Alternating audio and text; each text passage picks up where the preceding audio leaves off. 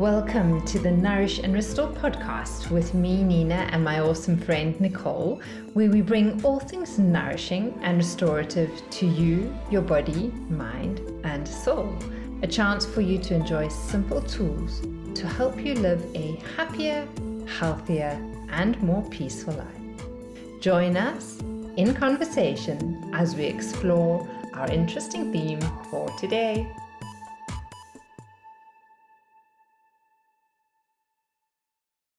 Namaste and welcome. It is me, Nina Sachs from Nourish and Restore with you today. And today we are continuing with our month of goal setting for the year ahead.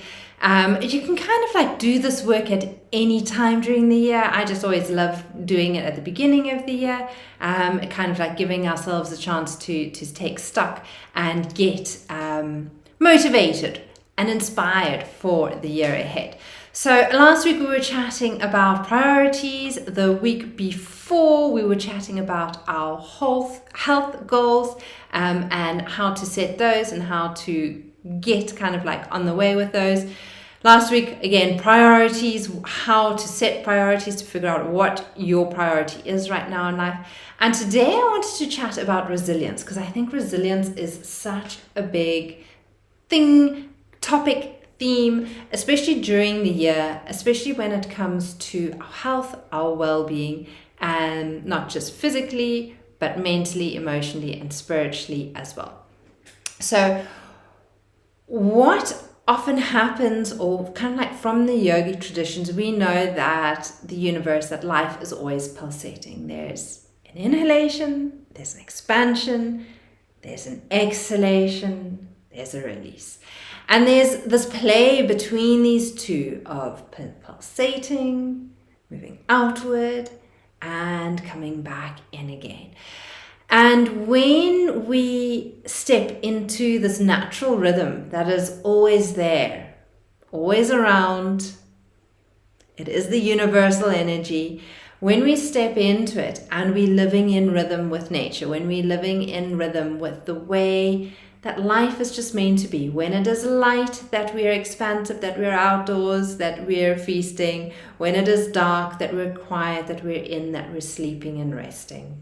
Kind of like, again, when there is a lot of activity, we allow ourselves to be in that space of enjoyment, and then we also need that space of introspection, quieting, going within, meditating. So we can never be just like in stillness constantly. We can't be out in activity all the time. We need to pulsate between the two comfortably, easily, and in a sense, a little bit more smartly. And I say that because maybe many years ago, kind of like nature was able to draw us into rhythm a lot more easily. We went to bed when it was dark. Now there is light and we can stay up longer, we can do things, we can work, we can watch TV, we can cook, we can have conversations, we can be on our phones.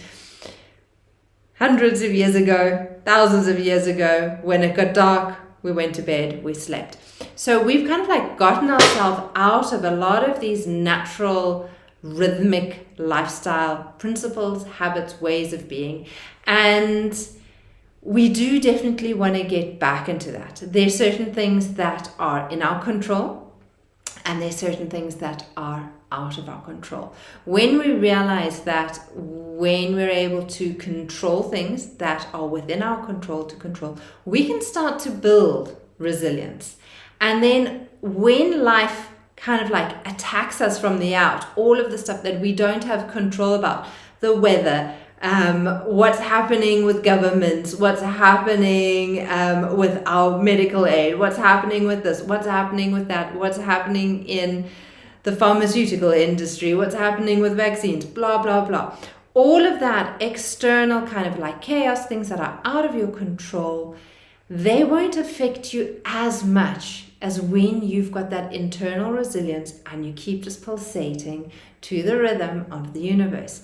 So what I'm going to prompt you with today is, again, you're going to grab your notebook, you're going to grab a pen, and you're going to list certain things that are in your control and certain things that are out of your control. So what will be quite nice is maybe if you grab a piece of paper or your notebook, you fold the page in half and you use one side to talk about what is in your control and what is out of your control. All right, we're going to go through 1, 2, 3, 4, 5, 6 topics, and you're going to just journal what works for you. All right, so the first one is health. With regards to your health, what do you have control of? And list those things on the one side. And what are the things that you don't have control of? So for example, certain things that came to mind for me, I have control about my habits, my lifestyle, and kind of like what I put in nutrition-wise.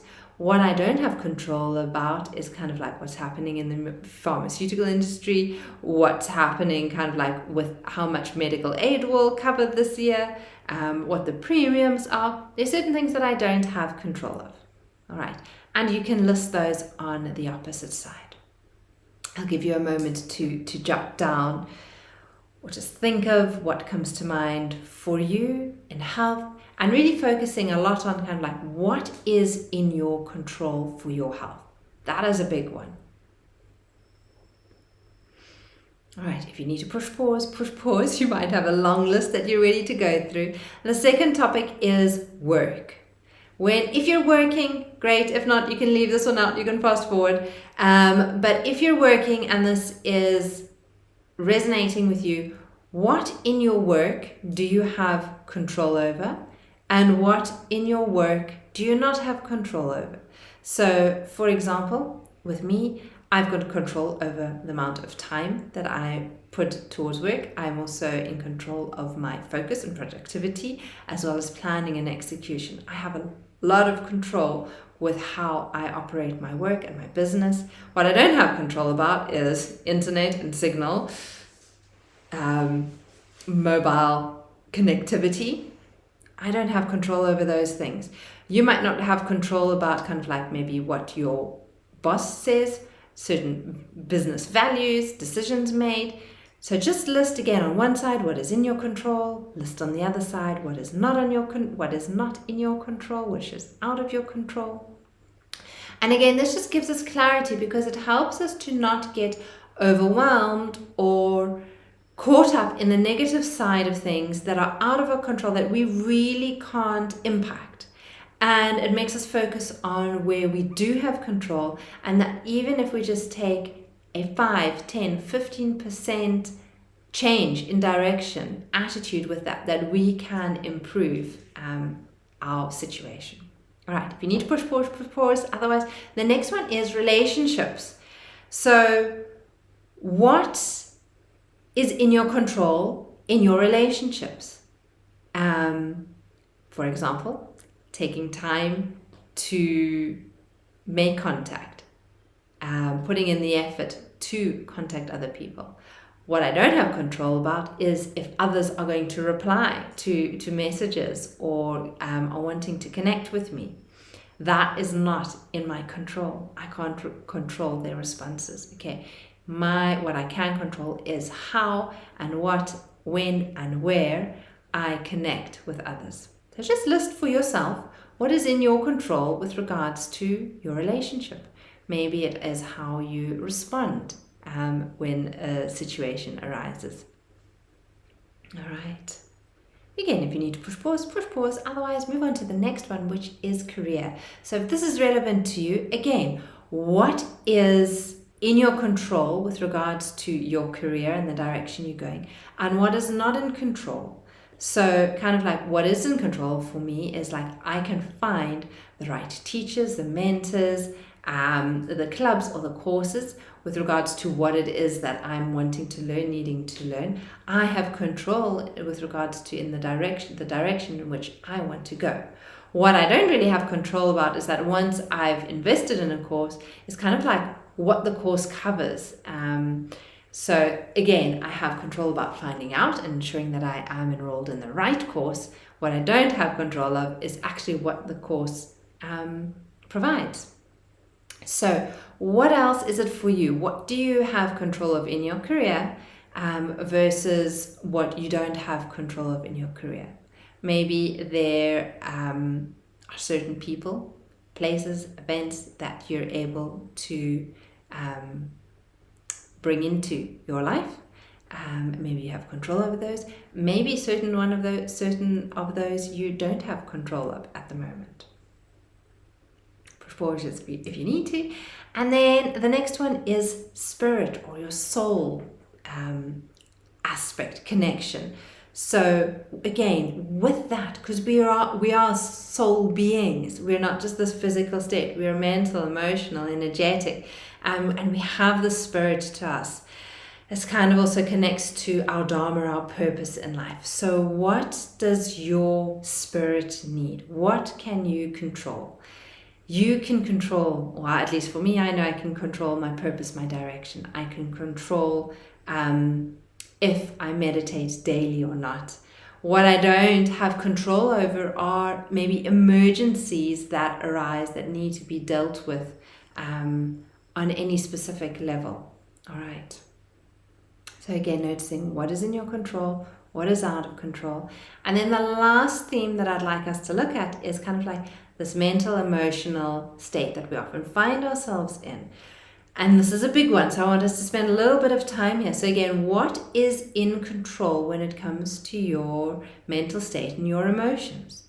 Like, you can control your reactions. You can prioritize your schedule. You can have positive thoughts. What you can't maybe control, what is out of control, is just life. Again, emergencies or negative situations that may arise. Be it kind of like losing a job, losing a partner, losing a loved one. Again, moving country. Whatever the story is, there might be negative mental aspects that are out of your control that will affect you. However, there are, again, certain opposing ways of thinking, doing, being that are in your control. So you just want to list those down again. All right. And then what is a really fun little project, aspect, thing to do is under everything that you wrote where you have control of is noting if there is a person, a club, a course, a mentor, a coach, a friend, a family member who can help you with that, who can support you. Maybe it's someone who already does that, and maybe just listing that down. So for example, where health was one of mine, lifestyle choices I realized is one of the things. I'm in a club that's called Club Thrive, and I know that can help me stay on track. One of the other ones, for example, in relationship was I want to take time and make effort to connect with people. I have a friend, Jabeen, who is amazing at doing this. She is phenomenal. She'll always remember birthdays, special anniversaries. She'll always remember or send messages for Christmas, New Year, whatever the story is. Ramadan, for those who celebrate Ramadan. She is amazing that way. So I just want to make sure that I keep her in my periphery because relationships is something that I want to be building. It was one of my priorities from last week.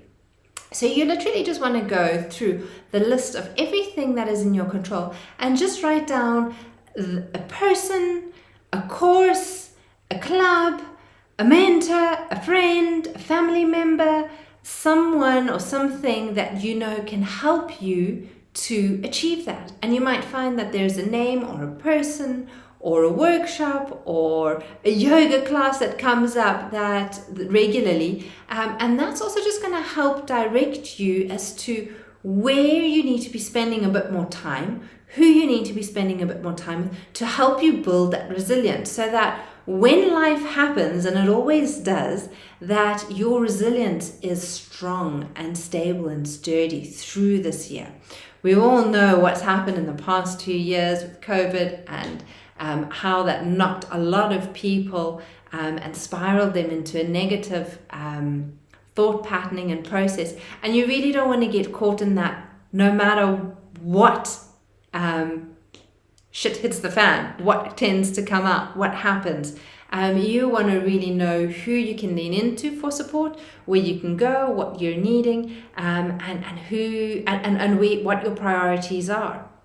So I hope that this has been helpful. I hope that this has been insightful, and I really hope that you can use this to navigate this year with a little bit more ease, realizing that actually there is so much that you can control, and you don't need to allow the things that are out of your control to draw you down, to bring that sense of heaviness to you, to overwhelm you, to frustrate you, to annoy you, but actually that there's always one simple, easy little practice that you can do to flip the thing around, the situation around, and move you, even if it's just one little degree, in a better direction, so that you can get back on track or stay on track, or again, move in a better direction than where you have been.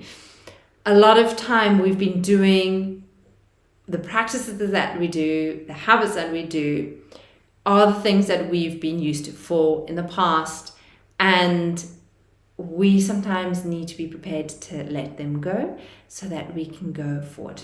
We'll speak more about that next week. From my heart to yours, lots of love. Namaste, and have a nourishing day. Thank you for listening to our Nourish and Restore podcast today. To find out more about Nourish and Restore, visit our website or Facebook page, nourishandrestore.yoga. For more information on working with me, Nina Sachs, visit www.yogaa.co.za. And to work with my awesome friend Nicole, visit www.lov-me.com. Links will be in the show notes. We look forward to catching up with you next week. Namaste, and have a nourishing